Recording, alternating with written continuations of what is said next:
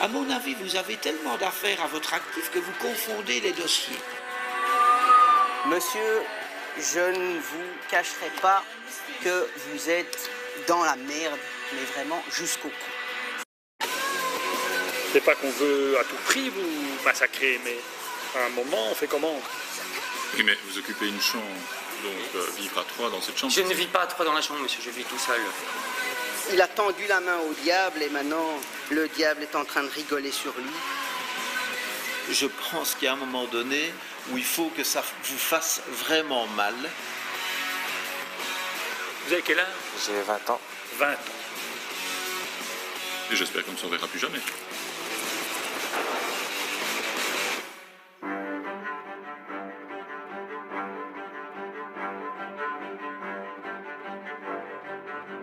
Bonsoir, c'est un plaisir de vous retrouver pour ce nouvel épisode de Face au juge, l'émission qui vous dévoile les coulisses de la justice. La surpopulation carcérale en Belgique serait l'une des pires d'Europe. Mais que doivent faire les magistrats lorsqu'ils se retrouvent confrontés à des récidivistes? Quelles sont leurs alternatives?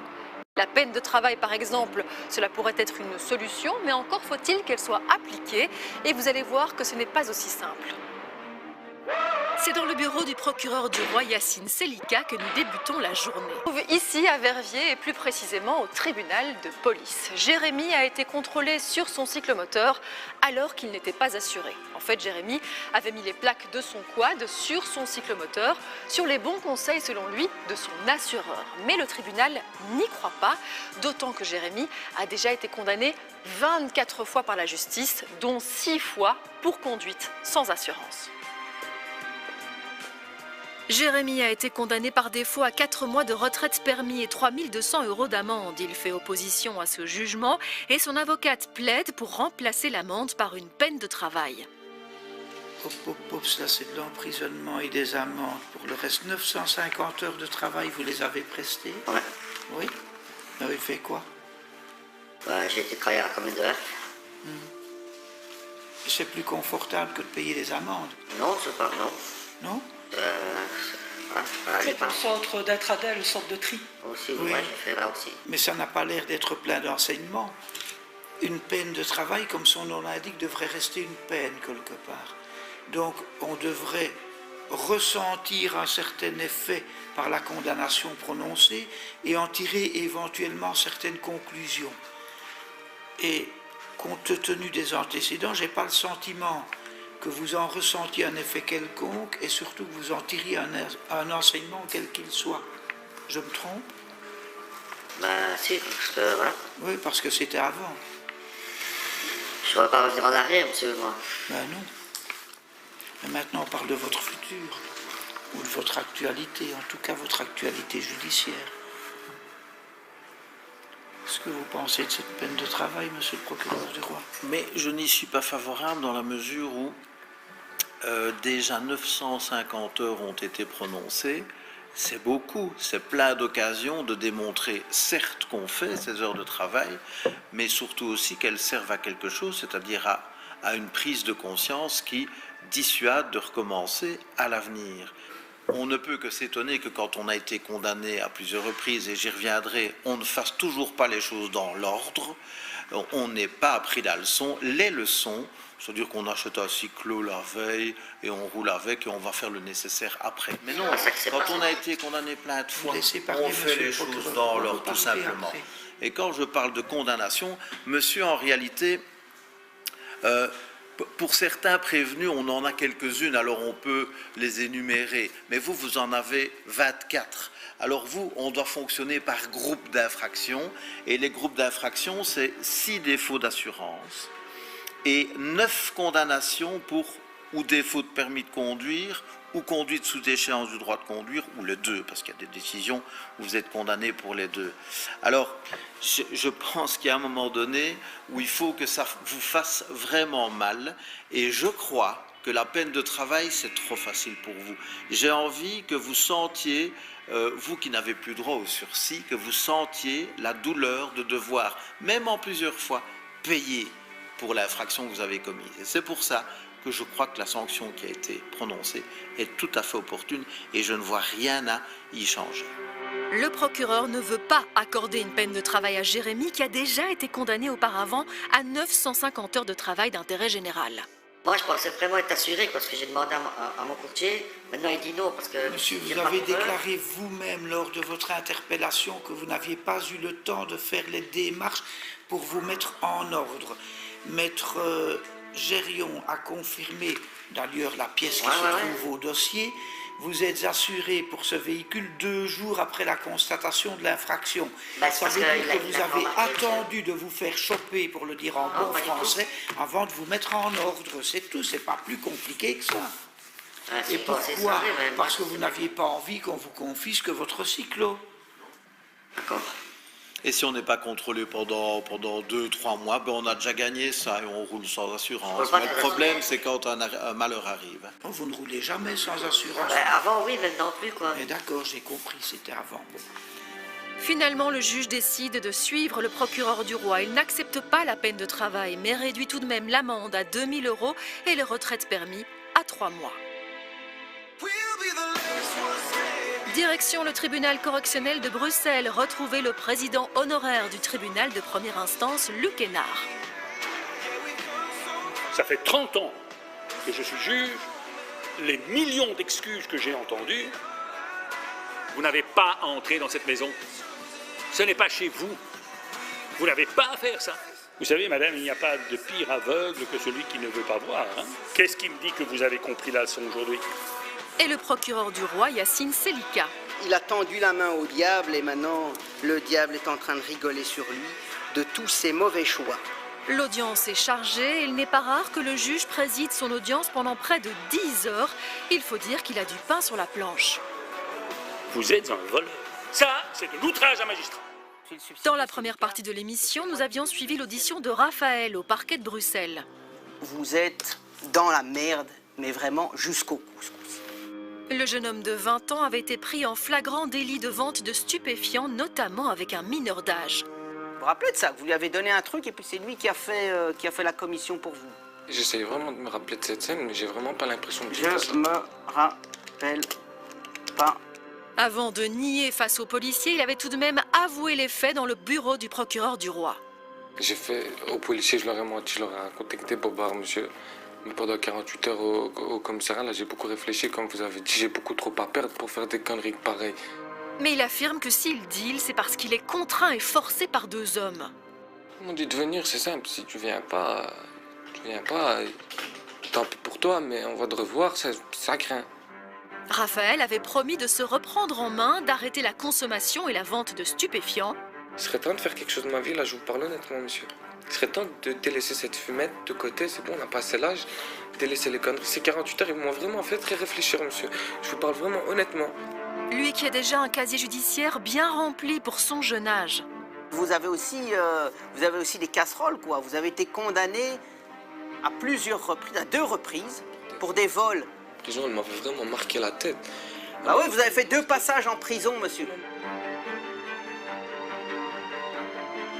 Mais c'est menotté qu'il est arrivé au tribunal, car entre-temps, il a été arrêté pour ne pas avoir effectué ses 355 heures de travaux d'intérêt général pour lesquels il avait déjà été condamné pour d'autres faits. Alors, je ne sais pas, qu'est-ce que vous avez à me dire par rapport à ça? Vous êtes d'accord avec le reproche que vous fait monsieur... Enfin, oui, le reproche que vous fait monsieur le procureur du roi? Je suis d'accord comme quoi j'ai vendu des stupes, mais j'ai utilisé aucun mineur pour... Vendre les stupéfiants, vous dites d'accord. Et monsieur le procureur du roi vous reproche l'association. L'association, oui, dans un sens. Ça veut dire que vous avez fait avec d'autres? Oui, dans un sens. Oui, donc vous ne contestez pas la prévention qui concerne la vente de stupéfiants en association, mais vous dites, et monsieur, c'est qui ça? C'est un jeune que je connais, un jeune de... C'est un jeune, c'est un ami, c'est un... Mais que vous n'avez pas... Non, ça c'est vous qui dites, monsieur le procureur du roi n'a pas l'air d'être d'accord, mais il va s'en expliquer. Donc je vais lui donner la parole. Et vous écoutez bien ce qu'il dit, et je reviens vers vous après pour que vous puissiez me dire ce que vous avez à dire par rapport à ça. Ça va? Vous pouvez vous asseoir, monsieur. Monsieur le procureur. Je vous remercie, Monsieur le Président. Bien, écoutez, la police observait cette place et on constate que monsieur a réalisé 12 ventes, une douzaine de ventes sur cette place. Et dans le cadre d'une de ces ventes, ça a été bien, ça a été fait, il y a des photos au dossier, Monsieur le Président. Le monsieur a utilisé ce fameux jeune comme coursier. Donc il lui a donné le paxon et le mineur a transmis le paxon au client. Il reconnaît qu'il a mis le doigt dans une espèce d'engrenage infernal. Donc d'habitude, monsieur venait là en tant que consommateur, il achetait sa petite dose et les personnes sur place lui ont proposé, lui ont promis un monts et merveilles, richesse instantanée, argent facile. Et donc monsieur a commencé à vendre avec eux. Donc voilà, Monsieur le Président, bon voilà, on est très désolé du trou dans lequel monsieur est, mais monsieur s'est fourré là-dedans tout seul, il a pris ses décisions tout seul, il a pris la décision de faire confiance à ses copains tout seul, et maintenant il est devant vous tout seul, il n'y a aucun de ses petits copains qui est là pour le soutenir, ni rien du tout. Vendre des stupéfiants avec l'aide d'un mineur alourdit la peine. Le procureur du roi demande 1 an de prison. Alors, monsieur, par rapport aux mineurs. Par rapport aux mineurs, monsieur, je reste sur ma position. Je ne l'ai pas utilisé pour... Mais apparemment, monsieur le procureur du roi a dit que... Sur des images, c'est possible qu'on voit que je lui donne quelque chose, mais ce n'était pas un paxon. Dans tous les cas, ce n'était pas un paxon. J'en suis sûr et certain, je ne l'ai pas utilisé pour cette vente de stupes. Et vous me demandez quoi? Voilà, monsieur, je suis déjà en train d'effectuer une peine à Dendermonde puisque je n'ai pas effectué mes travaux d'intérêt généraux. Et pourquoi vous n'avez pas fait votre peine de travail? Franchement, parce que j'ai été un peu bête, monsieur. J'étais dehors, j'étais en liberté, j'ai pas suivi... J'étais un peu bête, c'est tout. Et j'ai aussi une autre peine de travaux d'intérêt généraux à Bruxelles, ici de 15 mois, qui va aussi se rajouter dans pas longtemps, vu que pour l'instant je suis incarcéré et que je ne peux pas les effectuer. Et donc voilà, monsieur, j'aimerais bien que vous me laissiez une petite chance. Et c'est quoi, selon vous, une petite chance? Je ne sais pas, du sursis ou des travaux d'intérêt généraux que cette fois-ci j'effectuerai.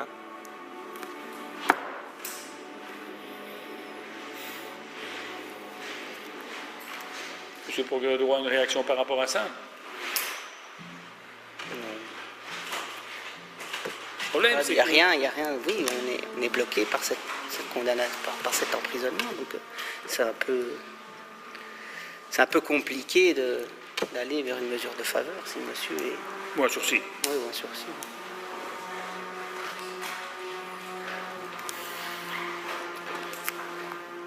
Oui. Donc, vous voyez la difficulté, hein, c'est qu'à un moment, tout se cumule et ça devient de plus en plus difficile à gérer. Mais tout ça, c'est votre faute. Hein. Je sais, monsieur. C'est pas qu'on veut à tout prix vous massacrer, mais à un moment, on fait comment? Je sais, mais... Alors, il vaut mieux, mais c'est une épée de Damoclès qui est tout aussi lourde. Hein. Si je vous accorde si je peux, apparemment,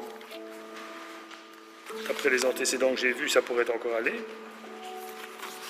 Parce que là, monsieur, je suis à... Dites-moi. Je suis à Dendermonde pour un bout de temps, donc... Vous êtes pour combien? Ah oui, si c'est Termonde, c'est 37 mois. 37 mois, c'est 37 C'est vraiment idiot, hein. Je sais, monsieur. Alors que vous aviez des peines de travail. Mais vous faites quoi dans l'existence? Avant de rentrer à Dendermonde, Oui, oui. un peu avant tout ça, je travaillais. Pendant une période, j'ai arrêté de travailler. Et voilà, depuis... Et votre situation personnelle, c'est quoi? Vous vivez seul ou avec vos parents? Non, je vis avec mes parents, je vis avec mon père. Et vous avez une formation ou pas du tout? Non, pas du tout. Vous ne nous facilitez pas la vie. Mais actuellement, en prison, je suis en train de faire plein de démarches avec la psychologue et le VDAB pour pouvoir trouver quelque chose. Parce qu'ils m'ont dit qu'ils m'accorderaient des permissions de sortie pour pouvoir faire mon plan de reclassement. Donc, Ah oui, petit à petit, mais petit à petit, vous savez, la maison, votre maison, il n'y a que vous qui la construisez. Hein. je sais, Ah, on peut vous aider. Mais ceci étant, vous savez, il faut quand même être conscient de ça. Monsieur le procureur du roi demande 1 an. Je peux aller jusqu'à 5. Hein. je sais, monsieur. Et je peux aller avec une amende, je peux aller jusqu'à 100 000 €, hein, fois 8. C'est ça, hein, que vous êtes entré. Vous avez quel âge? J'ai 20 ans. 20 ans. Bon, je vais réfléchir à tout ça. Raphaël espère obtenir encore une dernière chance, lui qui a déjà été condamné à de la prison ferme et à des travaux d'intérêt général, notamment pour des vols de vélo. Lui qui purge actuellement derrière les barreaux une peine de 37 mois. Le procureur demande 1 an de prison, mais n'est pas contre un sursis. Le juge va-t-il lui accorder? Après réflexion, Raphaël est bien condamné à 1 an de prison avec un sursis de 3 ans.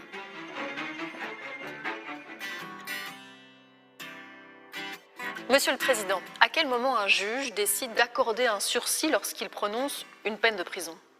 C'est parce qu'il estime que plutôt que de faire exécuter immédiatement la peine, il y a une chance à lui donner.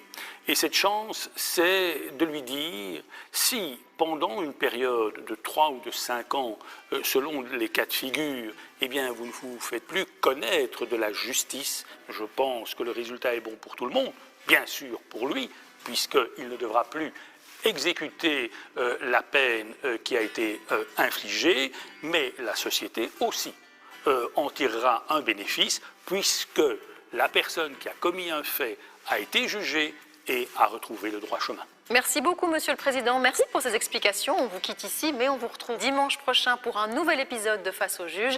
Je vous souhaite une excellente soirée sur RTL TV.